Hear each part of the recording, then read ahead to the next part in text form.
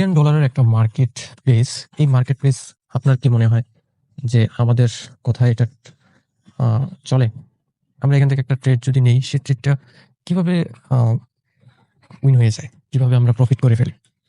এটা আসলে আপনি যদি না শিখেন, আপনি যদি ট্রেড এনালাইজ না করতে পারেন, তখন আপনার কাছে এই জিনিসটা কঠিন হয়ে যাবে।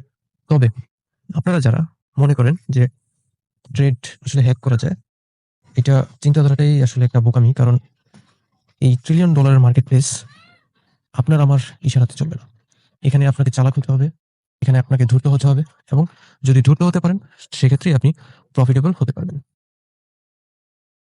তো আমরা ক্যান্ডেল থেকে এভাবে আসলে প্রফিটটা করে থাকি। সবাই যারা কিনা ট্রেড অ্যানালাইসিস শিখতে চান তারা অবশ্যই কমেন্ট করে জানাতে পারেন অথবা আমাদের টেলিগ্রাম চ্যানেলে জয়েন হতে পারেন। ধন্যবাদ সবাইকে। সবাই ভালো থাকবেন, সুস্থ থাকবেন এবং ট্রেডিং শেখার